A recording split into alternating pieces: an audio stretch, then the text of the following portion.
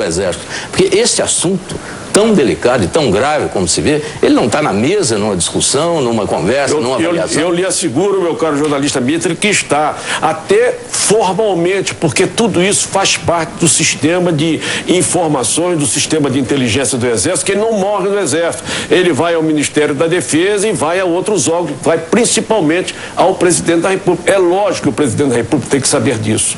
Não há dúvida que ele tem que saber. Mas no momento em que o chanceler autorizou o seu embaixador a assinar esse tratado, estava sendo ignorada toda essa preocupação do Exército com a soberania, com os problemas de fronteira e outros. Houve discussão prévia no Brasil?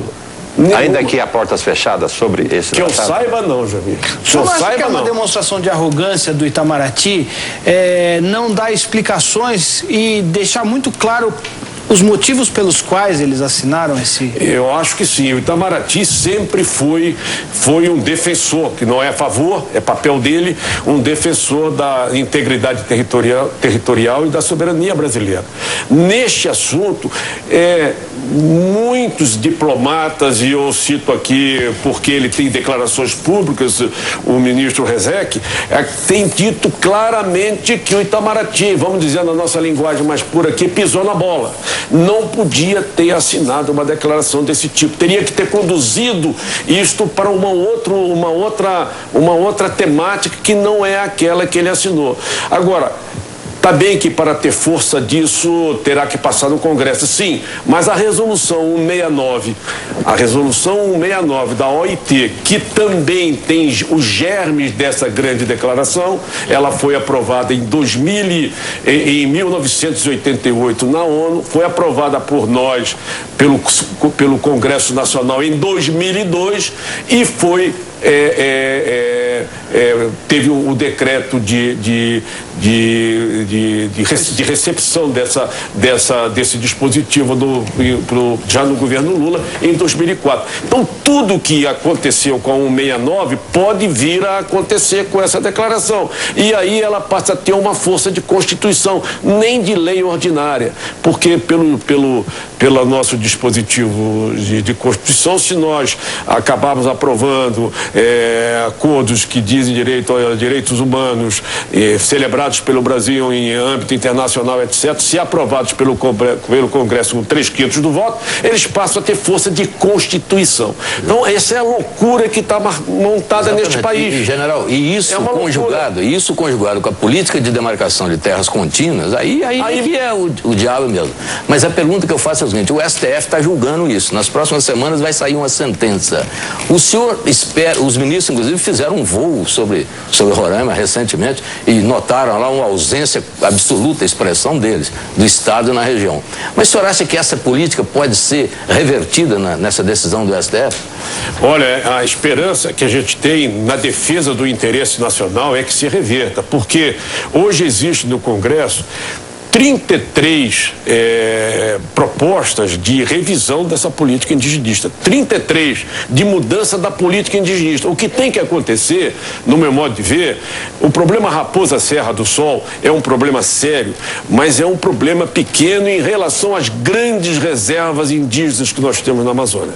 Nós temos... Foi dito pelos Vilas Boas, a Yanomami, que é uma área enorme, 9 milhões e 700 mil hectares. Depois nós descemos, vamos pegar pouco se fala nisso, a reserva do Alto e do Médio Rio Negro, que é uma reserva quase do tamanho da Yanomami. Minerais também? De minerais também. Rica em minerais. Rica em minerais. E onde está o tório? O tório que eu digo, onde está que foi foi aberto aqui o nióbio. Onde está o nióbio? A maior reserva de nióbio do mundo está exatamente nesta área. 90% da reserva mundial. Depois você desce mais um pouquinho, vai para a reserva do Javari, são 8 bilhões e 300 mil hectares, coisas assim enormes, quase que tudo contínua.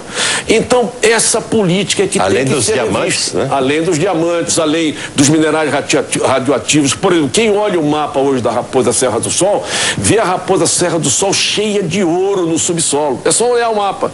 Ouro e diamante. Ouro e diamante. Qual é o interesse? É isso. Além da água na Amazônia, a água do aquífero Guarani.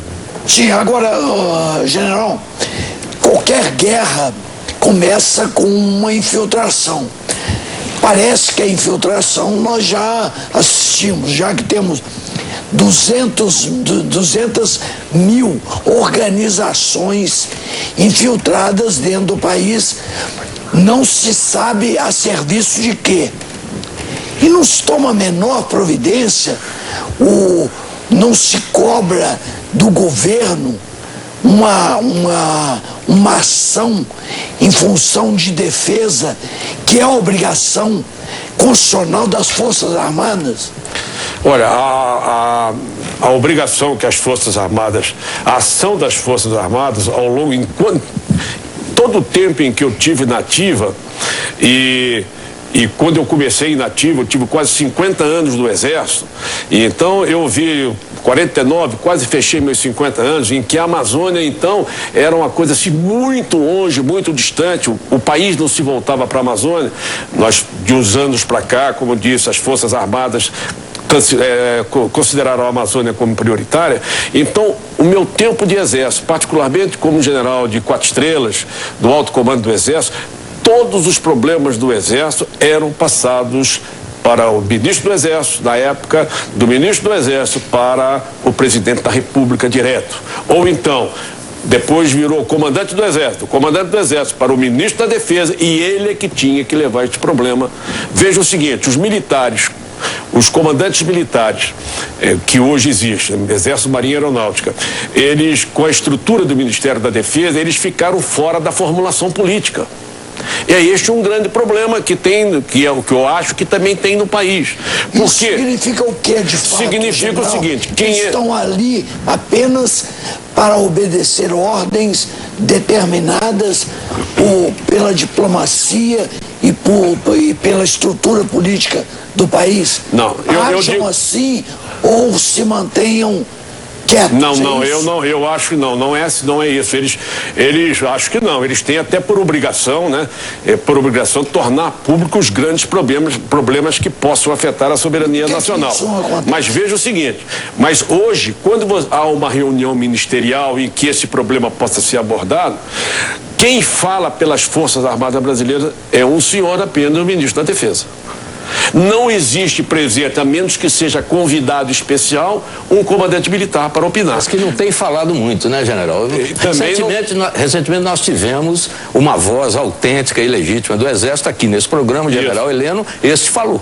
Ele falou, mas depois parece que foi calado, porque ele não general se expressou de novo. O general Heleno, conheço bem o general Heleno, tenho pelo general Heleno um apreço muito grande, conheço como militar e conheço como pessoa, como cidadão. É uma pessoa extremamente honesta nos seus propósitos.